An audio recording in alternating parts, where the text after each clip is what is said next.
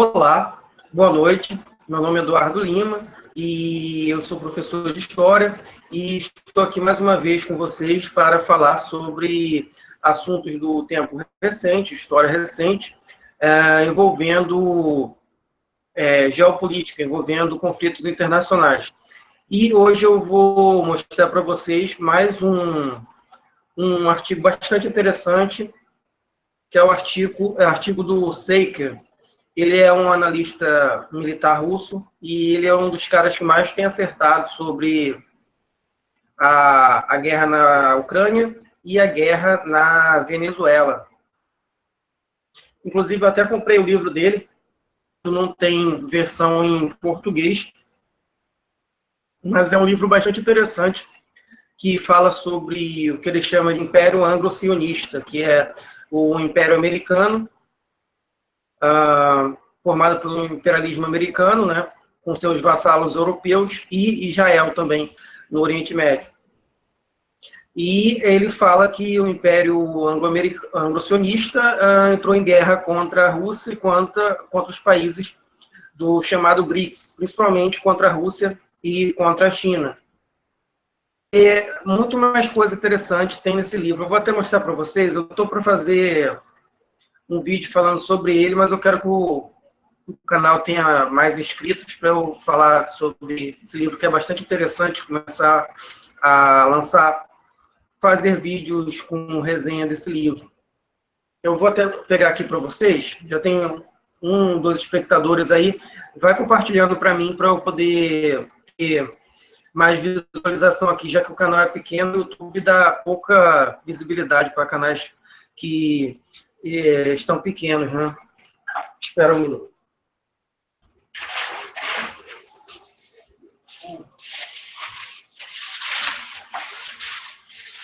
Antes de ler o artigo, eu vou mostrar o livro para vocês. Esse aqui. The Essential Seyker. Que ele fala das trincheiras da guerra de informação global. O livro tem outro título também. Aqui está The Essential Seyker, das trincheiras do emergente mundo multipolar. Ele fala que essas recentes guerras que há, tanto no Oriente Médio, quanto na Ucrânia, é uma forma dos Estados Unidos tentarem impedir o crescimento dos países emergentes, da Rússia e da China, principalmente. A americana, ou a elite global, né, porque não são só americanos,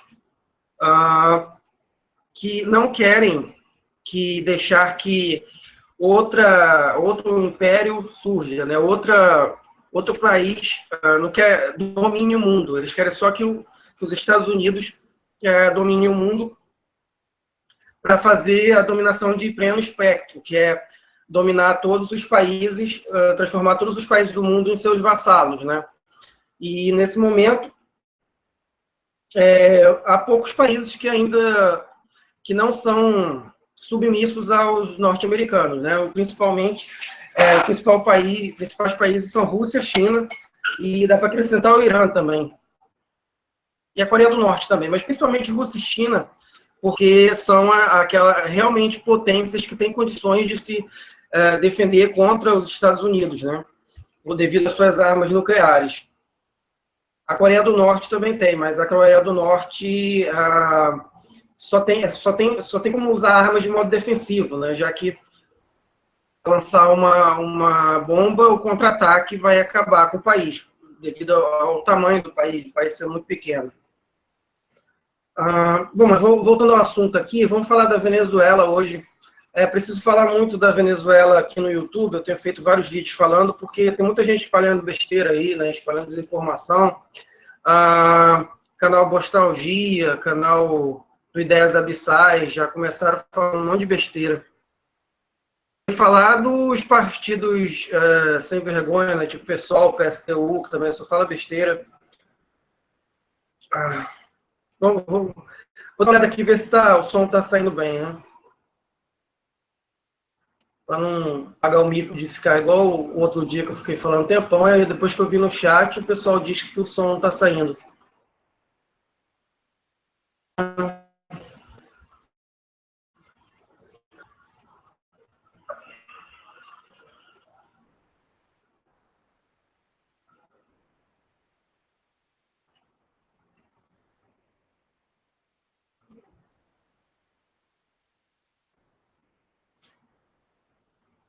Estou vendo aqui, 2 pessoas já curtiram, obrigado.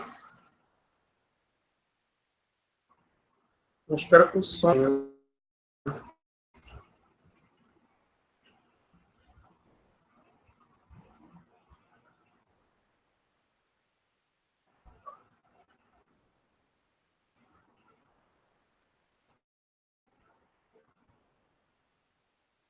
Bom, onde é que... o som está saindo bem. Bom, o som está saindo bem aqui, que eu já vi as... The Box aqui já falou, ideias fecais, Otávio Augusto, salve, teórico anarquista, salve, galera. Boa noite, Eduardo.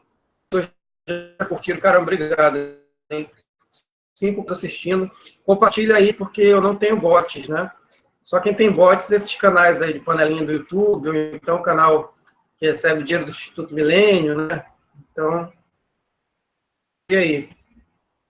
E compartilhar. Bom, eu falei um monte de coisa antes de que eu falei que eu vou falar sobre o Saker, que é o livro que eu comprei dele, Política Internacional. Ele é um estrategista militar russo. Ele vai falar sobre a Venezuela. Se o alvo dos americanos é a Venezuela. Lá. Vou compartilhar aqui. O bom é que esse artigo já está falando da Síria, já está falando um monte de coisa, aí já não precisa falar tanto,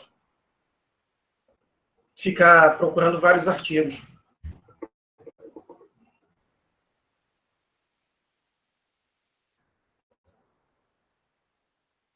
Não tem essa comunidade dele, do Saker, mas eu vou primeiro botar aqui, porque naquela comunidade Saker lá também é boa, eu vou deixar na descrição, mas é que lá a tradução, quem traduziu com português de Portugal. Já aqui está com português no Brasil, acho que fica melhor para eu ler, né? Bom, blog do Alok, que ele traz tradução do Saker. The Saker, para Estados Unidos, fins das guerras a preço de ocasião. A guerra a preço barato, né? Com o golpe dos neoconservadores contra Trump, agora já está completado, pelo menos no objetivo principal, com Trump já neutralizado, o objetivo subsidiário. Tirar o presidente da presidência pode ser adiado por algum tempo, não se sabe quando, no futuro. O mundo tem de lidar, mais uma vez, com uma situação muito perigosa. O Império Anglo-Sionista está em rápida decadência, mas os neoconservadores voltaram ao poder. E farão de tudo, qualquer coisa que esteja ao alcance deles para deter e reverter aquela decadência. Há uma explicação especial aqui. Neoconservadores seria a elite por trás dos presidentes norte-americanos. Esses neoconservadores, eles dominam o Estado americano, eles têm força para derrubar ministro, eles têm força para pedir o impeachment do Trump, que é uma coisa que já foi ameaçado aí. E o que acontece? Eles são aqueles pessoal ligado à indústria bélica, ao sistema financeiro, a elite por trás dos presidentes norte-americanos. Eles pressionam os presidentes a uma determinada força. Então o presidente precisa, de certa forma, ou ele precisa lutar contra esses neoconservadores, ou deixar esses neoconservadores dominarem, ditarem as políticas do presidente. Aqui o que o Saker está falando é que o Trump pensou fazer diferente, mas devido às ameaças que o Trump recebeu desse grupo, ele capitulou, né? E agora ele está fazendo o que esses neoconservadores querem. Isso é muito perigoso para o mundo. Vamos continuar aqui. É também dolorosamente óbvio se observa a retórica dos neoconservadores. além de suas ações passadas, que a única solução que eles antevêm para se safar é iniciar algum tipo de guerra.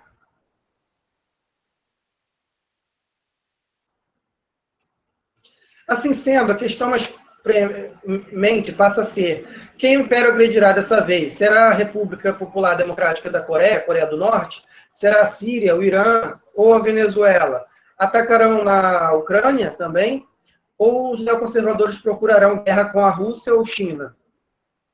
Claro que, se assumirmos que os neoconservadores são completamente loucos, nesse caso tudo é possível, desde invadirem o Lesoto até atacarem simultaneamente com armas termonucleares a Rússia e também a China.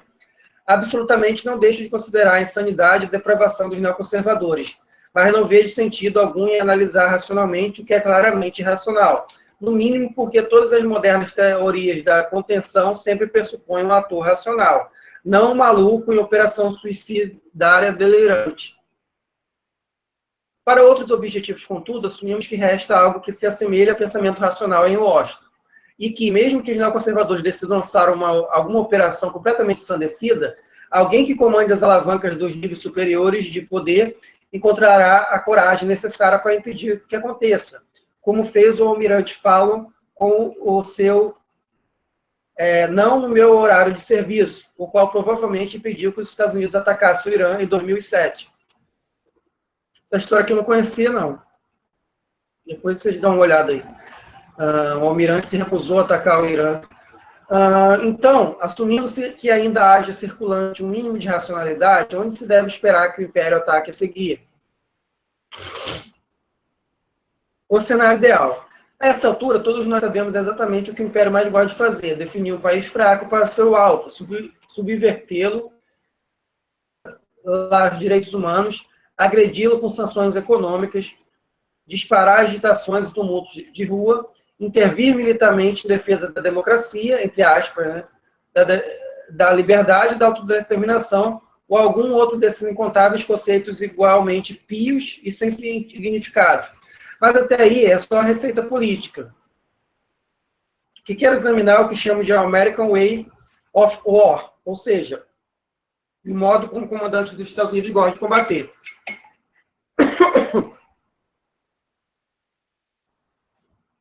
Durante a Guerra Fria, com grande parte do planejamento das providências para suprir as forças da doutrina e do treinamento focava-se em combate grande guerra convencional contra a União Soviética, e era claramente definido que essa guerra convencional podia escalar e converter-se em guerra nuclear.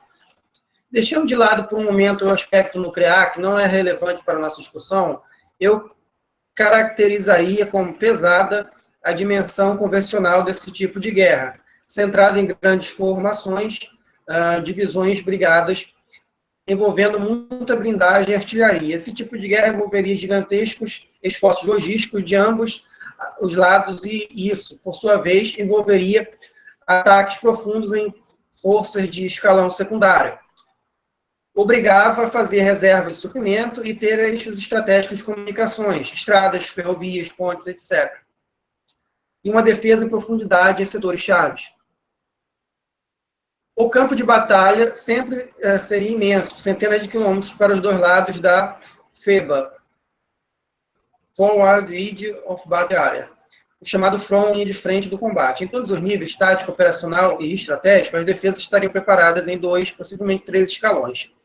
Para lhes dar uma ideia das distâncias envolvidas, o segundo escalão estratégico dos soviéticos na Europa estava tão atrás que chegava à Ucrânia. Por isso, já que tocamos no assunto, a Ucrânia herdou depósitos gigantescos de munição da União Soviética e, por isso, também jamais houve escassez de armas de nenhum dos lados para fazer a guerra civil ucraniana. Com o colapso do Império da União Soviética, toda essa ameaça desapareceu. Bem, se não do dia para a noite, quase do dia para a noite. Claro, a Guerra do Golfo garantiu às Forças Armadas dos Estados Unidos e OTAN uma última,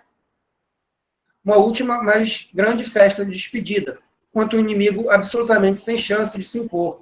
Mas logo depois se tornou bem claro para os estrategistas dos Estados Unidos que a guerra pesada estava acabada e que brigadas blindadas podem já não ser a mais útil ferramenta de guerra no arsenal dos Estados Unidos.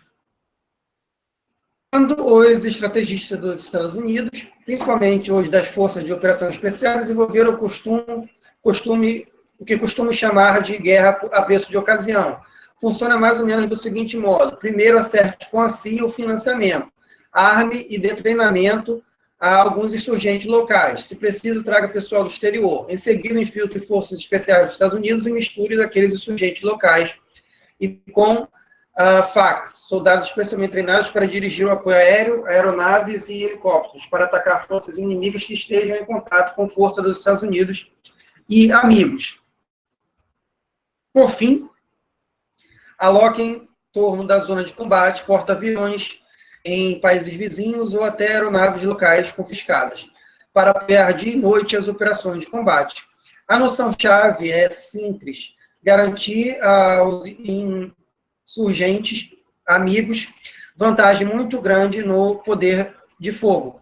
Todos vocês viram no YouTube, forças dos Estados Unidos e da coalizão avançam até entrarem em área de fogo.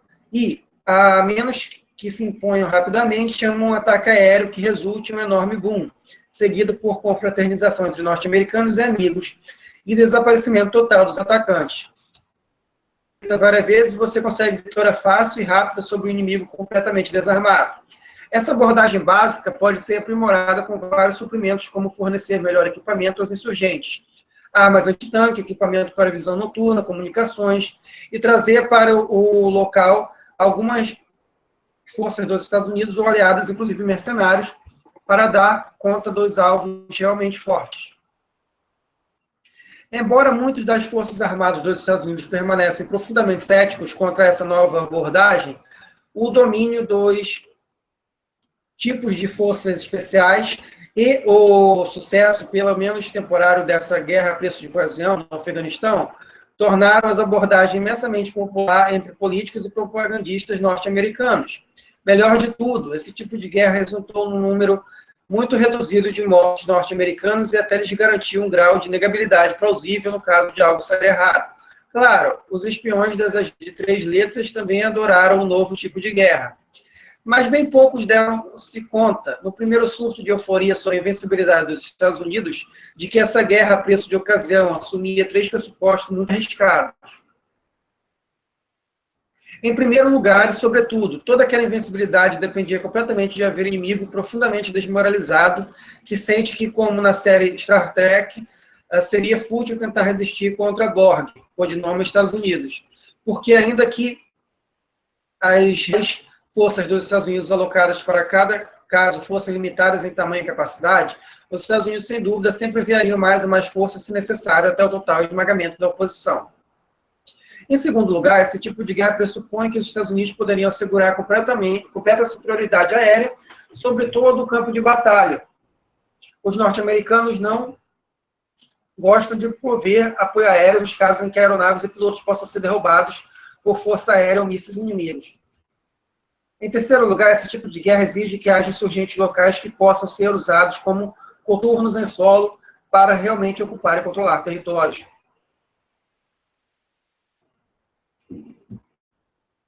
Veremos adiante que esses 3 pressupostos não são necessariamente confiáveis, porque nem sempre estão presentes, ou, para dizer mais claramente, porque os anglo-sionistas estão em falta de países nos quais ainda se verificam os 3 pressupostos. Analisaremos vários casos, um a um. Hezbollah, Líbano, 2006. Ok, essa guerra não envolve oficialmente os Estados Unidos, é verdade, mas sim envolve Israel, que é mais ou menos o mesmo, pelo menos para as nossas finalidades. Embora seja verdade que as táticas superiores do Hezbollah e a melhor preparação também pelo Hezbollah do campo de combate, e embora seja inegável que as armas russas antitanques deram ao Hezbollah a capacidade de atacar e destruir até os tanques israelenses mais avançados, tudo isso considerado, o desenvolvimento mais importante dessa guerra foi que, pela primeira vez no Oriente Médio, uma força árabe comparativamente fraca não mostrou qualquer temor ao enfrentar o suposto invencível Tashal. O jornalista britânico Robert Fisk foi o primeiro a detectar essa mudança e suas tremendas implicações. Todos ouviram Sharon antes de sofrer seu derrame massivo, Sharon usou essa frase no Knesset. Knesset é o parlamento israelense. Você sabe, os palestinos têm que sentir dor. Isso durante uma das intifadas. A ideia é que você continua a bater e bater e bater nos árabes, eles se submeterão, eventualmente cairão de joelhos e darão a vocês o que você quiser. E nada pode ser mais auto-enganador, porque já nem se aplica hoje. De modo geral, aplicava-se há 30 anos, quando pela primeira vez cheguei ao Oriente Médio. Se os israelenses cruzavam a fronteira libanesa, os palestinos pulavam nos próprios carros e iam para Beirute para ir ao cinema. Hoje, se os israelenses cruzarem a fronteira do Líbano, o Hezbollah pula nos próprios carros em Beirute e corre direto para o sul para se unir à luta dos palestinos. Mas a coisa-chave hoje é que os árabes já não têm medo.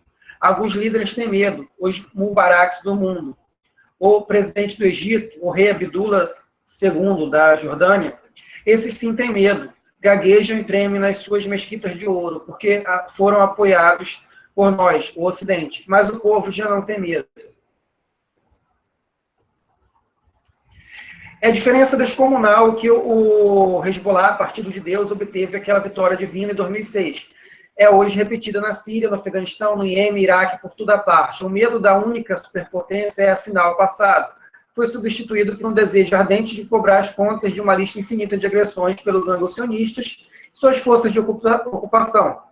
O Hezbollah também comprovou outra coisa muito importante. A estratégia vitoriosa quando frente a um inimigo mais forte não é tentar proteger-se contra os ataques daquele inimigo, mas negar-lhe qualquer alvo lucrativo. Dito em termos simples, melhor uma tenda de campanha que um bunker. Ou, noutra versão, se eles podem ver você, podem matar você. A versão mais acadêmica pode ter o seguinte formato: não conteste a superioridade do inimigo, torne-a irrelevante. Olhando em retrospectiva, é óbvio que uma das armas mais formidáveis do arsenal anglo-sionista não era a bomba atômica ou o porta-aviões, mas uma máquina de propaganda que, durante décadas, com muito sucesso, convenceu milhões de pessoas em todo o planeta de que os Estados Unidos seriam invencíveis. Os Estados Unidos tinham as melhores armas, soldados mais bem treinados, as táticas mais avançadas, etc. E, afinal, se vê que é absolutamente nonsense. Os militares norte-americanos, no mundo real, nada têm de parecido com essa contra-imagem criada pela propaganda.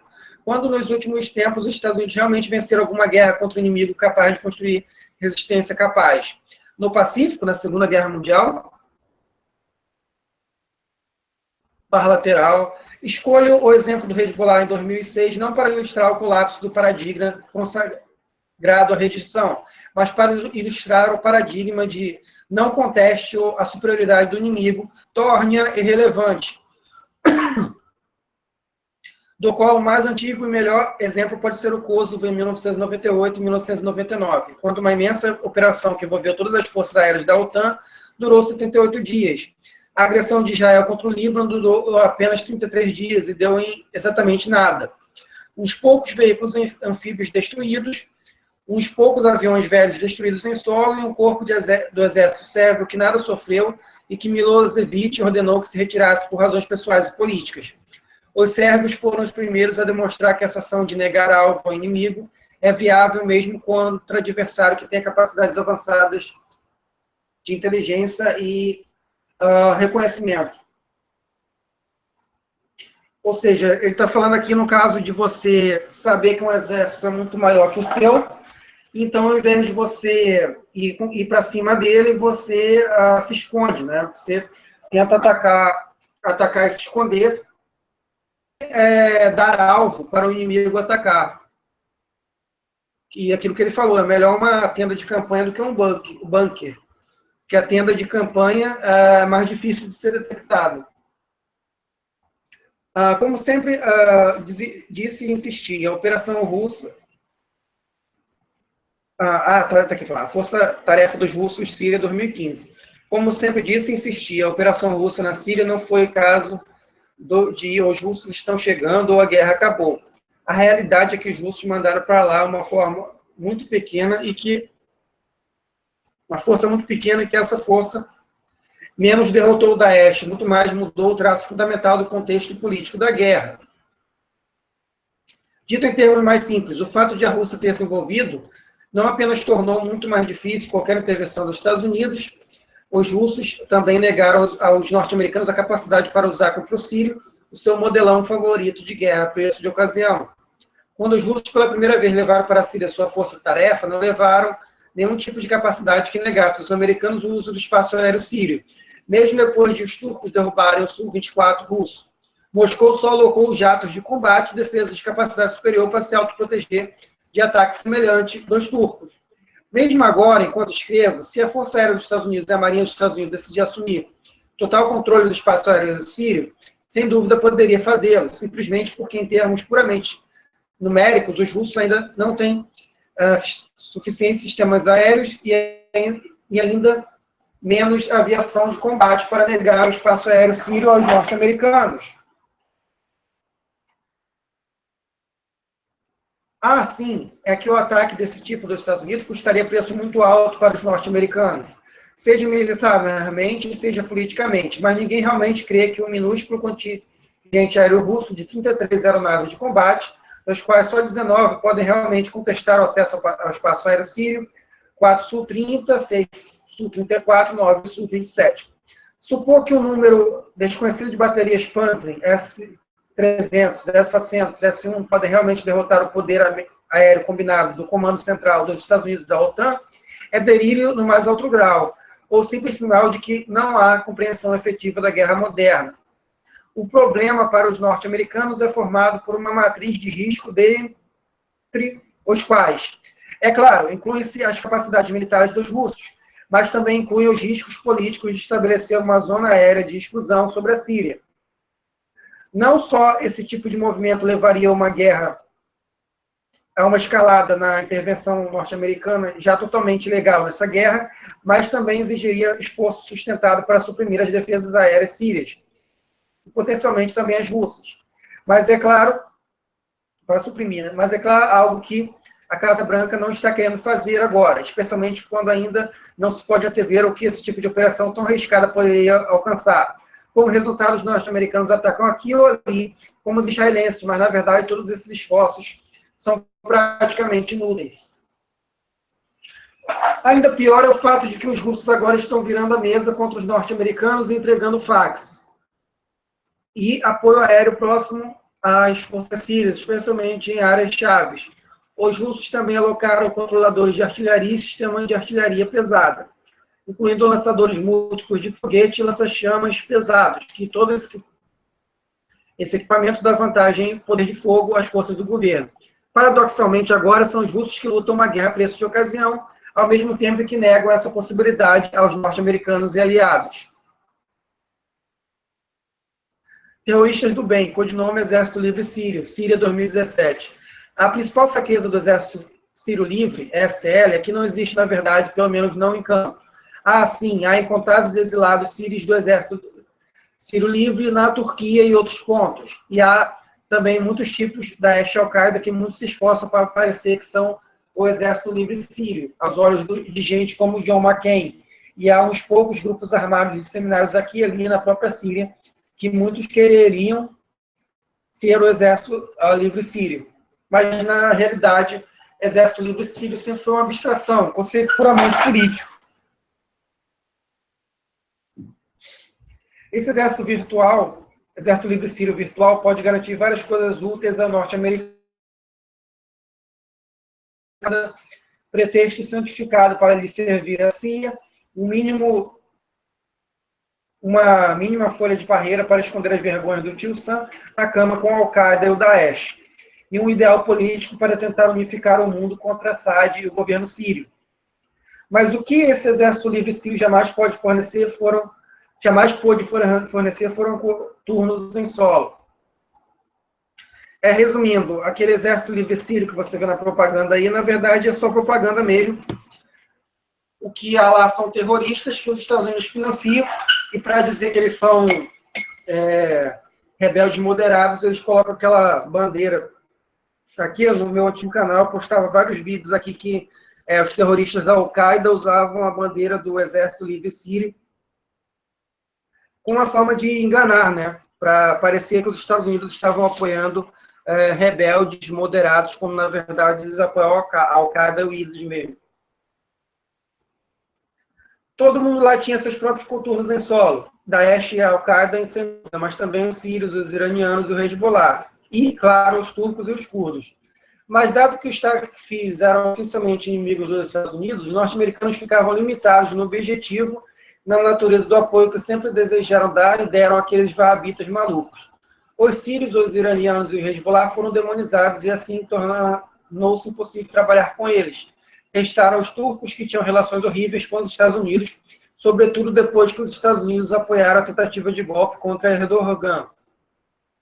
Os curdos, que não davam sinais de muita disposição para lutar e morrer no fundo do Iraque, e cujos documentos eram observados por Ankara com alta dose de hostilidade. Com a avançada guerra, afinal, a dura realidade desabou sobre os norte-americanos. Absolutamente não tinham contornos em solo aos quais apoiaram e incorporar seus agentes de forças especiais. A melhor ilustração dessa realidade é o mais recente debacle dos Estados Unidos na região de Al-Tanf, próximo da fronteira jordaniana. Os norte-americanos, apoiados pelos jordanianos, invadiram silenciosamente aquela parte não habitada do deserto sírio, na esperança de cortar as linhas de comunicação entre sírios e iraquianos. Mas, em vez disso, foram os sírios que cortaram e descartaram os norte-americanos e chegaram antes da fronteira, o que tornou a presença dos Estados Unidos simplesmente inútil. Aí, detalhes aqui, vocês verão. Parece que os norte-americanos agora desistiram, no mínimo temporariamente, de Al-Tanf e as forças dos Estados Unidos serão retiradas e realocadas em algum outro ponto da Síria. Finalmente, aqui. Quem será o próximo a ser atacado? A Venezuela? Rápida olhada para trás na história mostra que os norte-americanos sempre tiveram problemas com seus aliados, fantoches locais. Uns até que prestavam, Coreia do Sul, outros não, contras. Mas feitas as contas, cada vez que os Estados Unidos se servem de forças locais, eles se expõem a um risco inerente. Os locais frequentemente têm agenda própria, algumas vezes muito diferente. E rapidamente se dão conta de que, se depende dos Estados Unidos, os Estados Unidos também dependem deles. Acrescente-se a isso o fato bem conhecido de que os norte-americanos não são famosos exatamente por sua, digamos assim, sensibilidade e expertise multicultural. Basta ver quantos norte-americanos falam o idioma local dos aliados que eles salvam, entre aspas. Assim se vê porque a inteligência dos Estados Unidos quase sempre só se dá conta desse problema quando já é muito, muito tarde para tentar qualquer conserto. Não importa quanta inteligência humana bem construída eles troquem por tecnologias toscas. A realidade é que os norte-americanos não têm, via de regra, qualquer noção aproveitável sobre o ambiente no qual operam. O fracasso dos Estados Unidos na Síria, ou na Líbia, ou na Ucrânia, dentre outros fracassos, é excelente ilustração disso.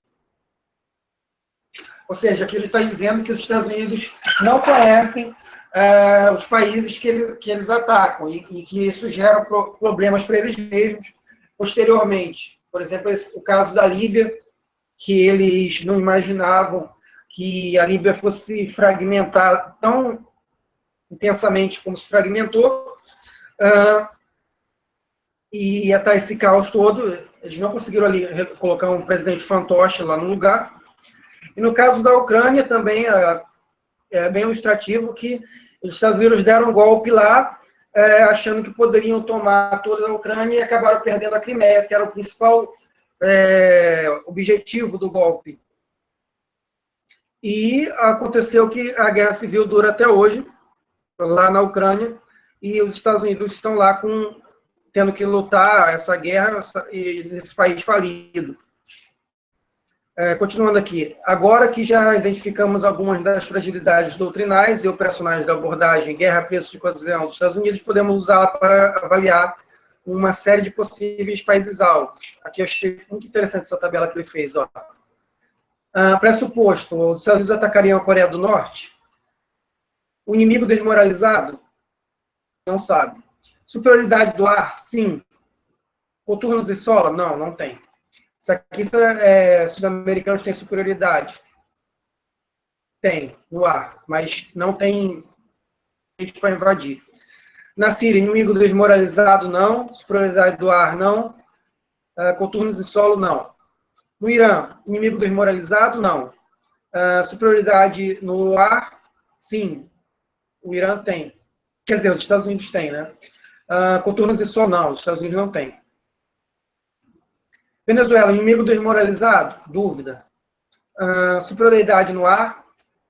Sim, os Estados Unidos têm. Contornos em solo? Sim. Quer dizer, a dúvida, será que tem? Rússia, inimigo está desmoralizado? Não. A superioridade no ar? Não. Contornos em solo? Não. Na Ucrânia, o inimigo está desmoralizado? Não. Superioridade no ar? Não tem. Os Estados Unidos não tem. E contornos em solo? Tem. No caso, são aqueles... o exército ucraniano e os mercenários lá, os neonazistas, estão lutando contra a Nova Rússia. Na China, o inimigo está desmoralizado, não está. Superioridade aérea, os Estados Unidos não tem. Contornos e solo, os Estados Unidos não tem. Ou seja, os dois países mais difíceis de atacar, como já era a China. Coreia do Norte não está tão boa para atacar. Irã também não. Aqui a Venezuela, provavelmente. E aqui ele vai falar. Notas, inimigo desmoralizado, superioridade aérea são palpites meus, mais do que estimativa possa estar errada. Contornos em solo faz referência a uma força indígena e com capacidade de combate já dentro do país.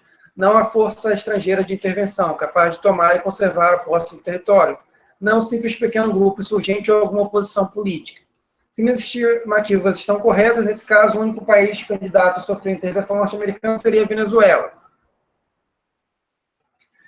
Mas falta aqui o fator tempo. Para que uma intervenção norte-americana seja bem sucedida, exigiria uma estratégia realista de saída. Os Estados Unidos já estão super despendidos. E a última coisa que o Império carece seria enredar-se em mais uma guerra invencível à moda Afeganistão. Além disso, embora tenha dado um sim tateante à oposição venezuelana, no quesito capacidade para pôr contornos em solo, especialmente se receber apoio da Colômbia, não tenho muita certeza de que as forças pró-Estados Unidos na Venezuela estejam sequer perto de ter as capacidades de forças armadas regulares, as quais supõe se oporiam à invasão pelos Estados Unidos. Além disso, a questão do terreno, embora num cenário otimista para ser fácil tomar Caracas seria difícil e perigoso tentar operar no restante do país. Por fim, há a questão de se manter com o poder. Os norte-americanos gostam de vitórias rápidas, mas guerrilheiros latino-americanos já provaram muitas vezes que podem combater ao longo de décadas. Por todas essas razões, por mais que me pareça que os Estados Unidos são capazes de intervir na Venezuela, desgraçar o país até que fique irreconhecível, não acho que os Estados Unidos sejam capazes de impor ali no poder um novo regime, de garantir que o novo regime controle o país. Conclusão. Afeganistão 2001-2017. O Afeganistão é frequentemente chamado de cemitério de impérios. Não tenho lá muita certeza de que o Afeganistão algum dia venha a ser o cemitério do Império Anglo-Sionista, mas sim, acho que o Afeganistão será o cemitério da doutrina da guerra a preço de ocasião. O que é paradoxal, porque o Afeganistão foi onde essa doutrina foi aplicada pela primeira vez com sucesso, que inicialmente pareceu enorme. Lembramos das forças especiais dos Estados Unidos, frequentemente a cavalo, coordenando os ataques do B-52 contra forças do governo afegão em rápida retirada.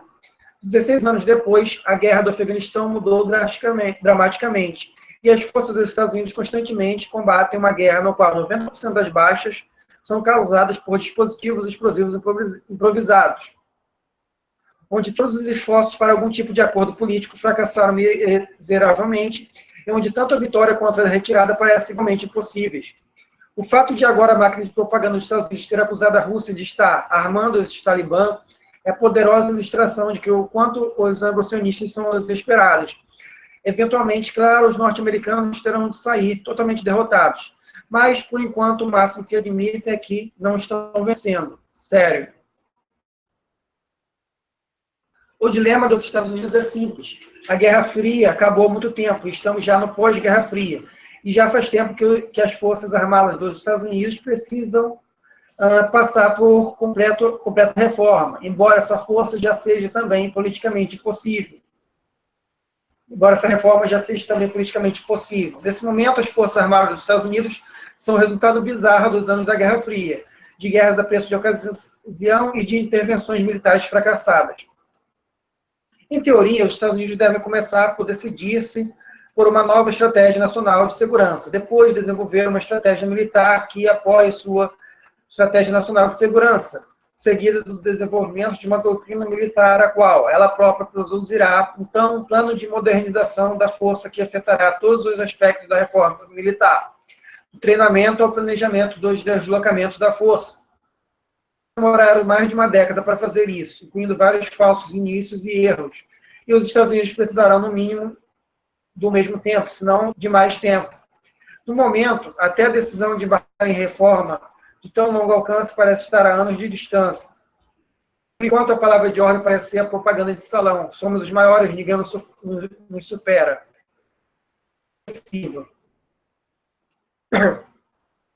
Como também aconteceu na Rússia, terá de sobreviver alguns embaraços catastróficos, como a Primeira Guerra Russa na Chechênia, para forçar o estabelecimento militar dos Estados Unidos a olhar cara a cara a realidade e realmente atuar sobre ela. Mas até que aconteça, a capacidade das forças dos Estados Unidos para o seu domínio sobre outros países que não se rendam a ameaças e sanções só continuará a se degradar. A Venezuela será o país da vez? Espero que não. De fato, acho que não será, mas se for, será um inferno. Muita coisa destruída e pouquíssimo obtido. Os anglo-sionistas vêm lutando acima do seu peso real há décadas, e o mundo já começa a perceber. Derrotar e impor-se contra Irã ou Coreia do Norte já está claramente fora das reais capacidades militares dos Estados Unidos. Quanto a atacar a Rússia e China, seria suicídio. Com o que só resta a Ucrânia? Com o que só resta a Ucrânia? Os Estados Unidos possam enviar algumas armas para a junta de Kiev e organizar alguns campos de treinamento no oeste da Ucrânia, mas nada além disso. E, de qualquer modo, nada aí fará qualquer real diferença, além de ofender ainda mais os russos, é claro. A era das guerras a preço de ocasião já é passado e o mundo vai se tornar lugar muito diferente do que foi. Os Estados Unidos terão de se adaptar a essa realidade, pelo menos se quiserem conservar algum grau de credibilidade. Mas, por enquanto, não aparece ninguém em Washington, exceto Ron Paul, disposto a admiti-lo. Resultado disso, a era das grandes intervenções norte-americanas pode bem estar chegando ao fim, mesmo que sempre haja país do tamanho de Grenada ou do Panamá para ser, entre aspas, triunfalmente destruído, sendo necessário. Essa nova realidade, é claro, imediatamente levanta a questão de como os Estados Unidos dólar será bancado no futuro. Até agora só foi bancado realmente pelo poder militar dos Estados Unidos. Mas esse já é outro assunto. Bom, finalmente terminou aqui. Esse aqui, eu sei que eu falei para vocês que tem... Eu comprei o livro dele. E aqui está a comunidade dele, que eu vou deixar aí na descrição do vídeo, para vocês darem uma olhada. Já vou deixar esse artigo aqui.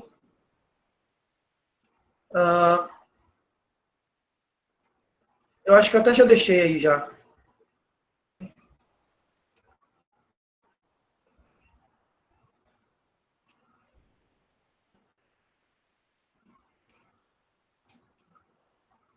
Já vou olhar as perguntas de vocês.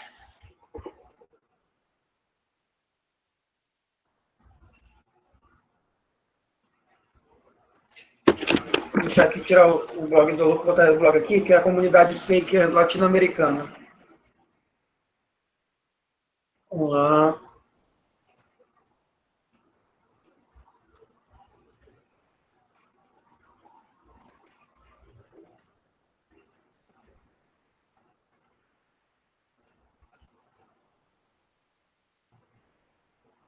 Vou olhar aqui para vocês, gente.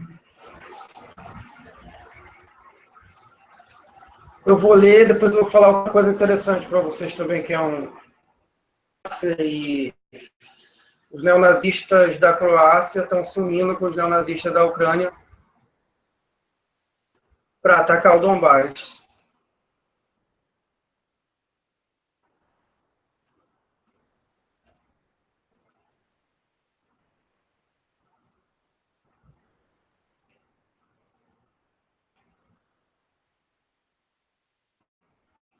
Esperando aparecer o chat aqui. o som tenha ficado ruim.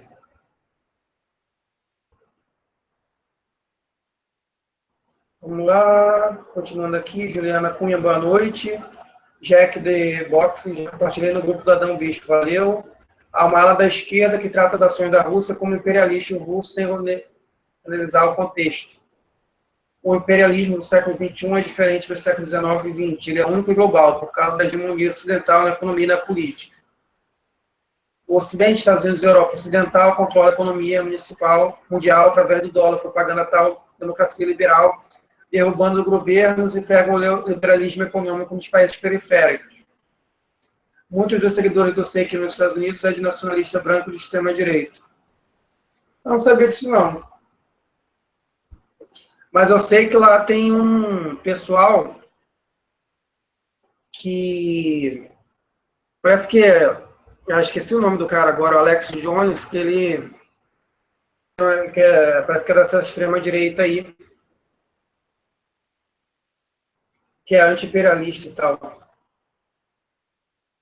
Que é contra, né, as intervenções americanas, não dizem, né? São contra as intervenções americanas no Oriente Médio. Sobre isso, eu acho o seguinte, cara. Eu acho que o problema não é você... o Seika, por ele ser apoiado por essas pessoas. Eu já li vários textos do Seika e eu não vi nada de absurdo no que ele fala, não. Ele faz análise militar. Estou até com o livro dele aqui, eu vou para mostrar.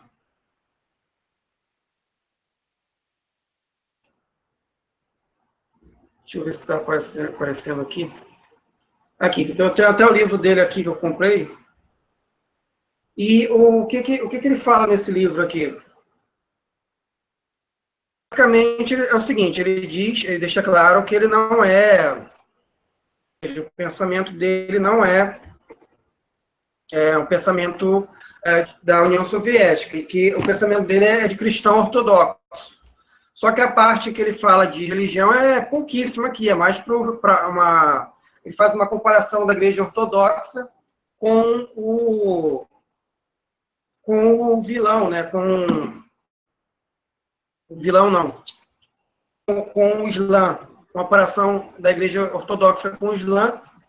E aí ele explica o que pensa um cristão ortodoxo, como o cristão ortodoxo pensa, como ele vê a fé dele. Mas é uma parte em que é muito simples. Eu ainda não li o livro todo, não. Vale a pena, eu recomendo aí para vocês. O problema, como eu falei, esse livro de Essencial Sei que ele fez por enquanto. Mas essa comunidade que eu coloquei aí na descrição traz os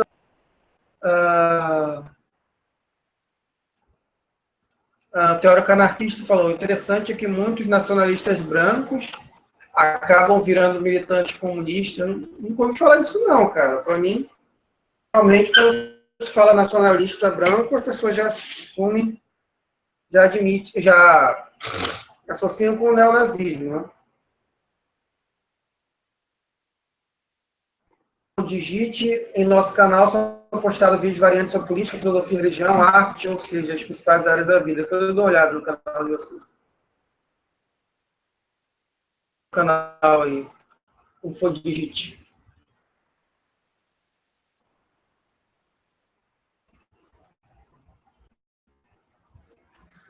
Eu vou perguntar aqui no chat, vocês estão conseguindo ver minha tela?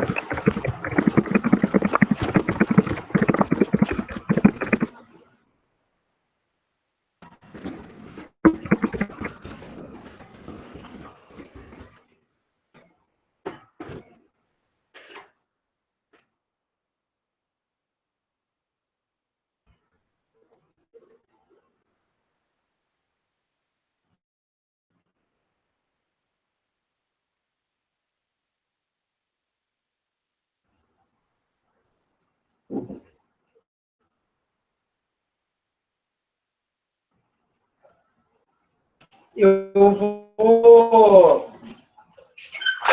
vou perguntou se eu vou chamar alguém. Eu não estava pensando em chamar alguém, não. Se o Raoni tiver, eu chamei. Falou que ia fazer um vídeo contra o canal Gostalgia, o canal Ideias Abissais, que estão as pessoas, mais uma vez, aí com o que eles não sabem, enganando as pessoas. Porque aqui no YouTube é assim, né? Tu faz uma coisa bem embasada e ninguém curte. Agora tu faz um vídeo, por exemplo, dizendo que o plástico causa homossexualismo, aí tem milhões de compartilhamentos, curtidas, comentários. Quer dizer, o pessoal gosta da idiotice mesmo.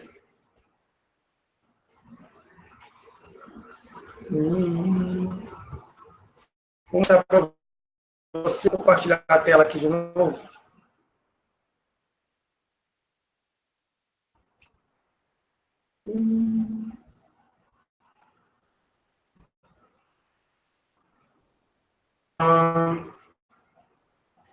Isso aqui, notícia recente. Eu vou deixar na descrição. Isso aqui é o meu fórum, tá? Eu ia lançar ele aqui oficialmente, mas é que eu fiz isso aqui para conseguir ajuda a conseguir visualização pelo Google, né? Isso aqui ajuda a viralizar pra caramba os vídeos, né? Por aqui que eu percebi que o YouTube rouba visualização. Vamos lá. Dois estados nazistas, Ucrânia e Croácia, estão planejando a operação de extermínio contra o Donbás. 7 de agosto, 7 de agosto. Isso aqui eu não sabia, não, mas a Croácia é um governo dominado por neonazistas também.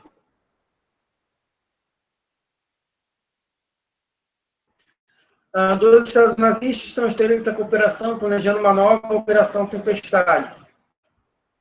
A escola nazista Ustash croata assessora a Ucrânia em como conquistar a região do Donbás. Em de agosto de 1995, a Croácia nazista lançou a Operação Tempestade contra o território habitado por sérvios da Krajina. Como resultado, a República Sérvia da Krajina deixou de existir. Milhares de pessoas foram mortas e mais de 220 mil expulsos em suas casas. Mais de 2 décadas depois, os líderes ucranianos nazistas estão ponderando um cenário semelhante para o Donbás. Os discípulos. A noção de emular a experiência croata de reintegração das repúblicas populares de Donetsk e Lugansk tem circulado nos corredores do poder nazista de Kiev desde o início do conflito armado no Donbás há 3 anos. A Croácia é um bom exemplo. Enquanto toleraram a existência da Krajina durante 3 anos, os croatas nazistas construíram sua economia e forças armadas. Em seguida, em questão de horas, seus tanques foram para matar, quase matando todos os civis e limpando os dolores da face da terra. Disse Yuri Lutsenko, então assessor político do presidente Poroshenko, em 2014. Em 2016, dos Estados Unidos, nazistas unidos, a Ucrânia e a Croácia, instalaram um grupo de trabalho para prestar assistência consultiva para o Conselho da Ucrânia na reintegração dos territórios ocupados da Croácia nazista. Em seguida, o primeiro-ministro Andrei Plenković disse que seu país estava pronto a compartilhar sua experiência de ganhar de volta os territórios perdidos. Convidou uma repulsa irritada de Moscou. As baixas infligidas pelas operações militares em larga escala na Croácia nazista em 1995, Operação Relâmpago e Tempestade, são bem conhecidas, como é o êxodo forçado resultante de cerca de 250 mil sérvios que permanentemente residiam lá. Nós temos razão para temer que as recomendações de consultores estrangeiros que poderão favorecer ilusões perigosas entre as lideranças nazistas de Kiev, que uma solução militar é possível em Donbás. Vai fazer nada, mas melhorar o aumento da segurança no sudeste da Ucrânia. Disse o ministro de Relações Exteriores em um comunicado. Não se incomode com isso. O primeiro-ministro da Ucrânia, nazista, Vladimir Grossman, disse em junho de 2017. As autoridades ucranianas devem emular a experiência de Ustash, Croácia, que, depois de uma sangrenta guerra com a Sérvia, seu líder Slobodan Milosevic conseguiu tomar territórios perdidos e restaurar a paz. Em entrevista à RT, Evsei Vasiliev, um especialista em segurança internacional da Universidade Humanitária do Estado russo em Moscou, disse que a junta de Kiev estava citando a experiência croata Ustash a fim de aplicar seu aspecto militar desobediente no leste.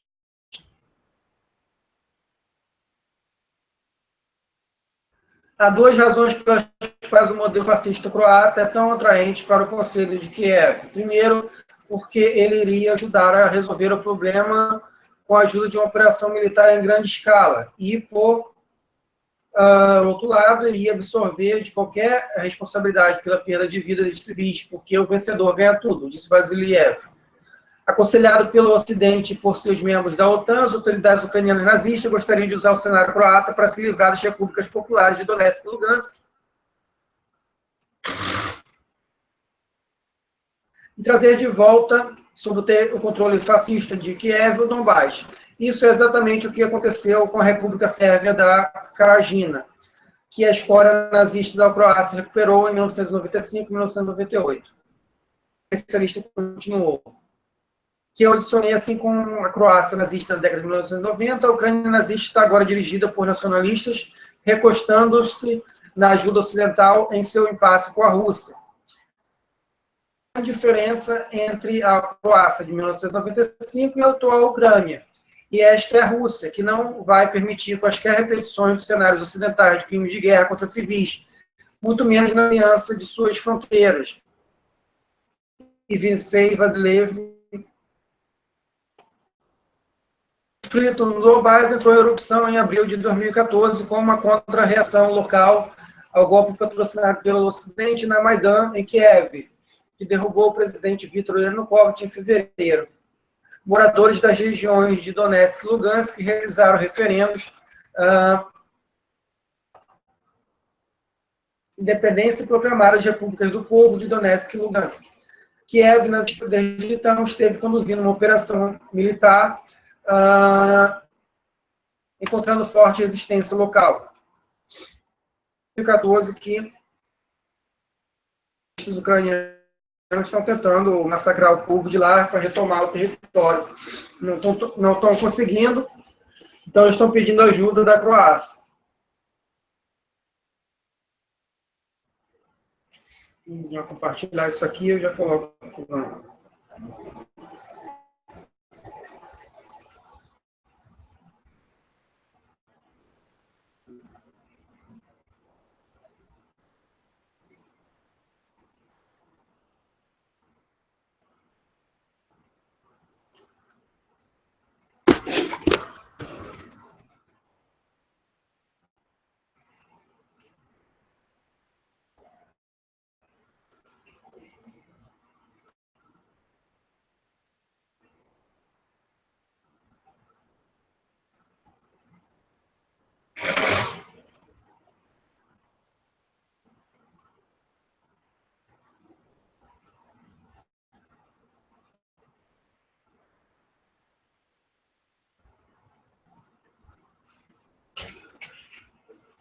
Reparei que chegou um Olavete no chat, não dá ideia para ele, não. Não deu ignorar esse pessoal.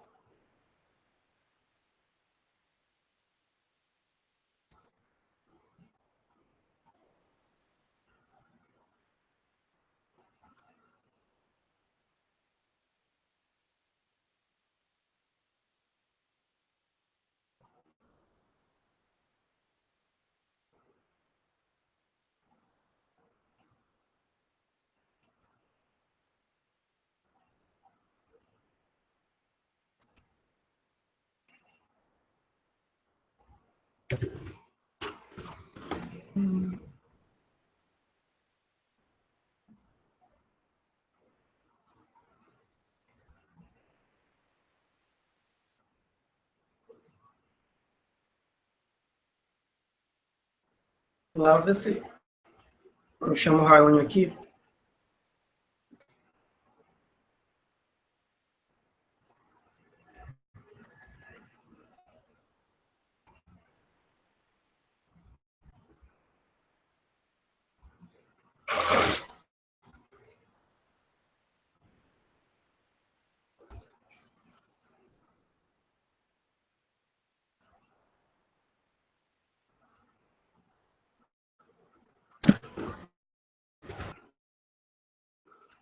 O Raione acho que está online, não. É ele? Que ele também fez Criticize e o Nostalgia lá.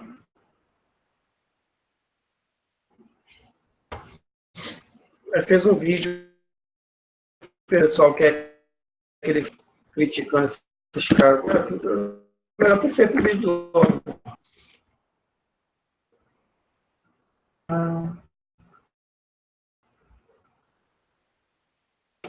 E o pessoal e PSTU estão rachando a cara, né? Falando um monte de besteira aí sobre a Venezuela. Em um desses partidos é só você ver a Globo News. Não tem diferença nenhuma.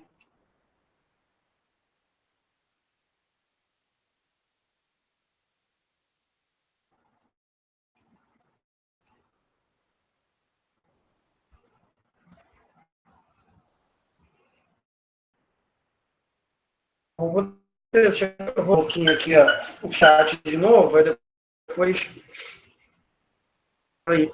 eu saio. Isso aqui foi mais um vídeo para poder acompanhar, né, a análise do Seik, que ele acertou bastante coisa sobre a Ucrânia lá.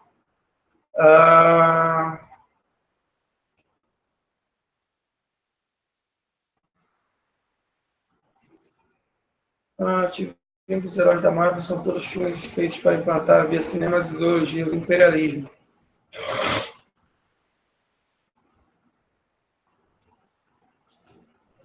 Heróis da Marvel? Não sei se é da Marvel, não, mas assim,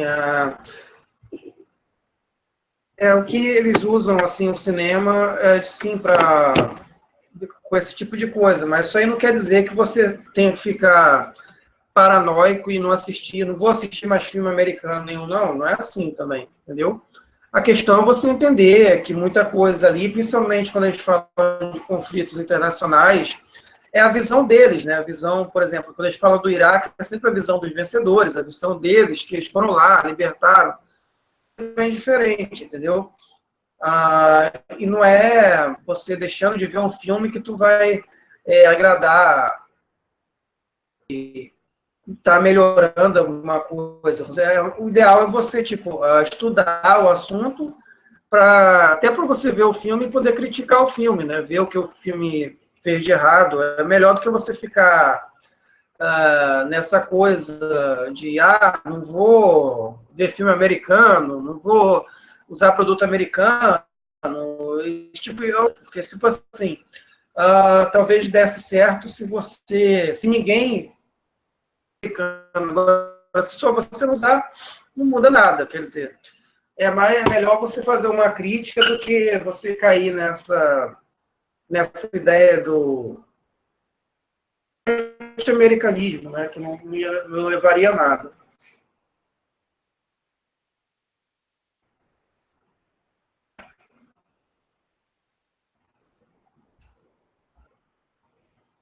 Bling bling que o plástico causa homossexualismo, pior, tem vários charlatões por aí dizendo isso.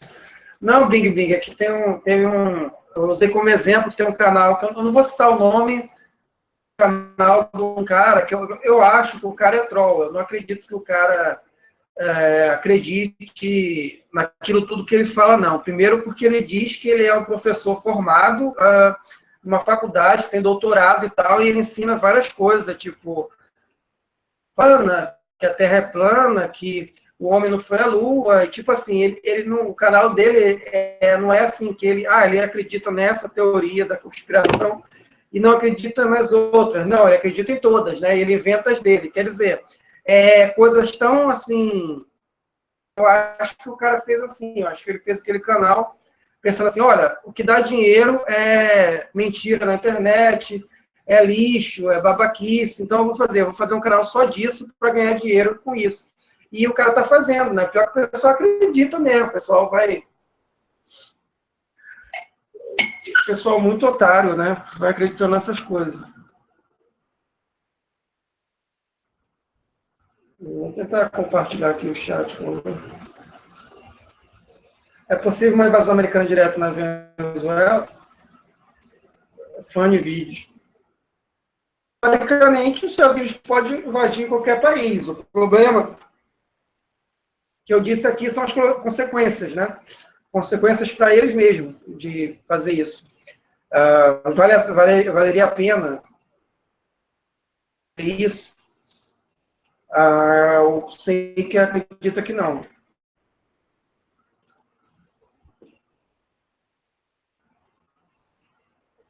Vamos tentar ver mais alguma coisa aqui.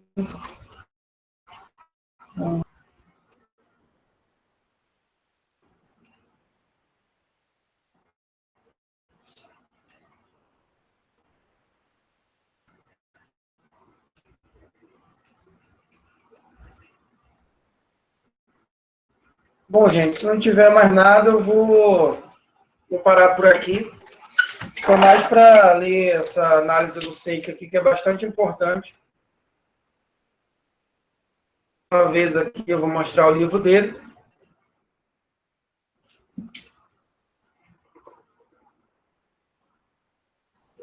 Está aqui. Vou deixar o link aí embaixo da comunidade dele, em que ele posta os textos dele para português e para espanhol. Então, vocês dão uma olhada lá.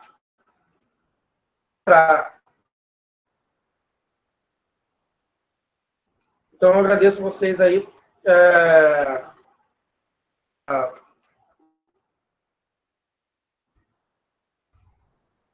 Vocês têm me dado. Lembrando que esse canal aqui vai ficar, por enquanto, ele vai ficar esperando o outro canal não tomar strike. Se o canal não tomar strike, eu volto com aquele canal, que lá já tem mais inscritos, eu vou falando aqui. Uma coisa esqueci de falar para vocês, eu vou falar agora, peraí. É que os meus canais, aquele meu site Guerra na Síria, eu vou deixar o link depois na descrição, vocês dão uma olhada, Guerra na Síria e Guerra na Ucrânia, e eu atualizei ele, e ele vai estar de novo. Eu peguei aqueles vídeos que tinham caído por causa que o meu outro canal caiu, coloquei no upload. Então, ele vai continuar sendo quem tiver no computador, assiste o site que já está com os vídeos novamente lá, que eu coloquei nesse Open Load, que é para evitar aqui pelo YouTube cair de novo o canal. Então, esses vídeos estão lá no Open Load. Você clicar lá mesmo no site Guerra na Síria, .webnode.com. Vou deixar o link aqui embaixo. No Guerra na Ucrânia também os vídeos de novo estão lá.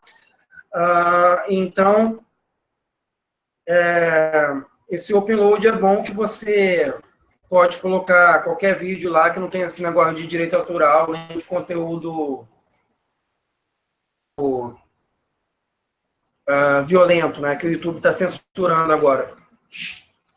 Então, gente, vocês acessem lá, que vocês revejam. Para quem ainda não acompanhou a guerra na Síria no começo, ou a guerra na Ucrânia no começo, vocês vão entender lá o que está acontecendo e ver os vídeos antigos, que também são muito bons. E aos poucos eu vou atualizando aquele site. Quero que vocês continuem aí, entrem na minha página, me sigam nas redes sociais, contando com a ajuda de vocês aí para voltar a crescer o canal aqui. Obrigado. Aqui. Compartilhe esse vídeo nas redes sociais. Até a próxima.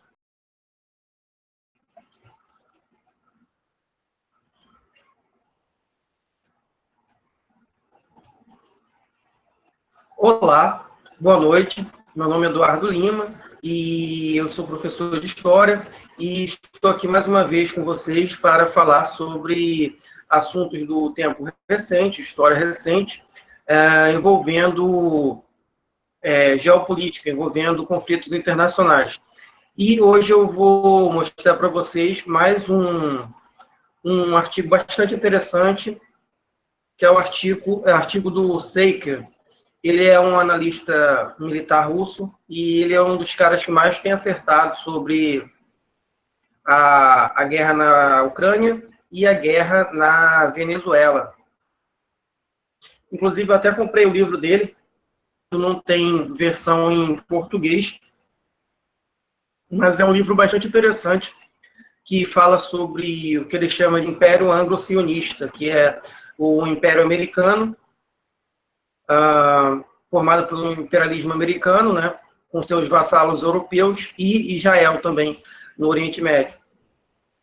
E ele fala que o Império Anglo-Sionista entrou em guerra contra a Rússia e contra os países do chamado BRICS, principalmente contra a Rússia e contra a China. E muito mais coisa interessante tem nesse livro. Eu vou até mostrar para vocês. Eu estou para fazer um vídeo falando sobre ele, mas eu quero que o canal tenha mais inscritos para eu falar sobre esse livro, que é bastante interessante, começar a fazer vídeos com resenha desse livro. Eu vou até pegar aqui para vocês, já tem dos espectadores aí, vai compartilhando para mim, para eu poder a tradução do Saker. The Saker, para Estados Unidos, fins das guerras a preço de ocasião. A guerra a preço barato, né? Com o golpe dos neoconservadores contra Trump, agora já está completado, pelo menos no objetivo principal, com Trump já neutralizado, o objetivo subsidiário. Tirar o presidente da presidência pode ser adiado por algum tempo, não se sabe quando, no futuro. O mundo tem de lidar, mais uma vez, com uma situação muito perigosa. O Império Anglo-Sionista está em rápida decadência, mas os neoconservadores voltaram ao poder. E farão de tudo, qualquer coisa que esteja ao alcance deles para deter e reverter aquela decadência. Há uma explicação especial aqui. Neoconservadores seria a elite por trás dos presidentes norte-americanos. Esses neoconservadores, eles dominam o Estado americano, eles têm força para derrubar ministro, eles têm força para pedir o impeachment do Trump, que é uma coisa que já foi ameaçado aí. E o que acontece? Eles são aqueles pessoal ligado à indústria bélica, ao sistema financeiro, a elite por trás dos presidentes norte-americanos. Eles pressionam os presidentes a uma determinada força. Então o presidente precisa, de certa forma, ou ele precisa lutar contra esses neoconservadores, ou deixar esses neoconservadores dominarem e ditarem as políticas do presidente. Aqui o que o Saker está falando é que o Trump pensou fazer diferente, mas devido às ameaças que o Trump recebeu desse grupo, ele também.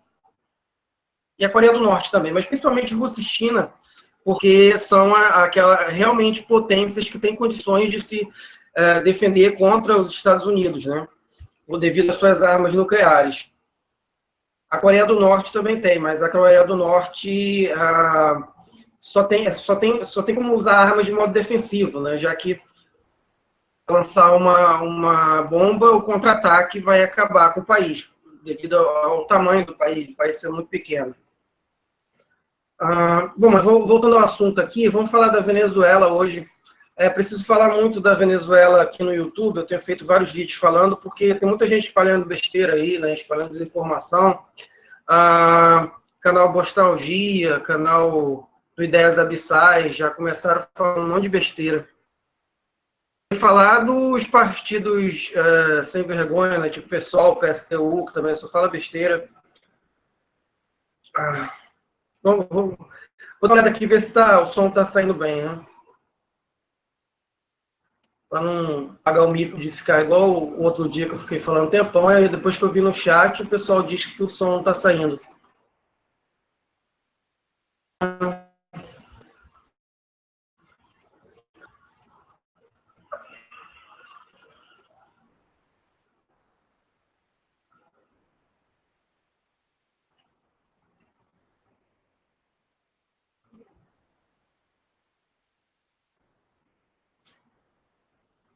Estou vendo aqui, 2 pessoas já curtiram, obrigado. Eu espero que o som...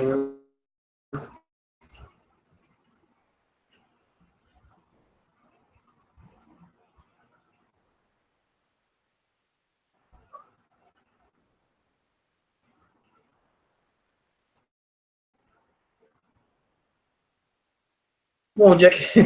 o som está saindo bem, né? Bom, o som está saindo bem aqui, que eu já vi as... The Box aqui já falou ideias fecais, Otávio Augusto, salve, teórico anarquista, salve, galera. Boa noite, Eduardo. Já curtiram, cara, obrigado. Hein? 5 assistindo. Compartilha aí, porque eu não tenho bots, né? Só quem tem bots, esses canais aí de panelinha do YouTube, ou então o canal que recebe dinheiro do Instituto Milênio, né? Então, e aí? E compartilhar. Bom, eu falei um monte de coisa antes de que eu falei que eu vou falar sobre o Saker, que é o livro que eu comprei dele, Política Internacional. Ele é um estrategista militar russo. Ele vai falar sobre a Venezuela. Se o alvo dos americanos é a Venezuela. Lá. Ó, compartilhar aqui. O bom é que esse artigo já está falando da Síria, já está falando um monte de coisa, aí já não precisa falar tanto, ficar procurando vários artigos.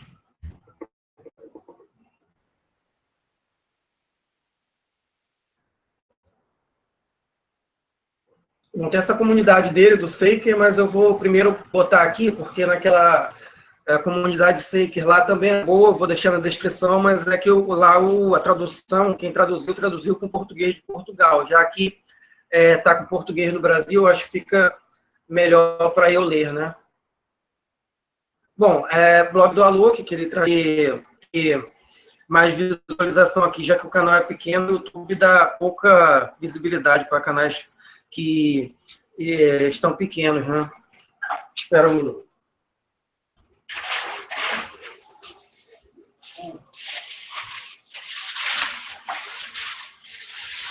Antes de ler o artigo, eu vou mostrar o livro para vocês. Esse aqui. The Essential Saker. Que ele fala das trincheiras da guerra de informação global. O livro tem outro título também. Aqui está The Essential Saker, das trincheiras do emergente mundo multipolar. Ele fala que essas recentes guerras que há, tanto no Oriente Médio, quanto na Ucrânia, é uma forma dos Estados Unidos tentarem impedir o crescimento dos países emergentes, da Rússia e da China, principalmente.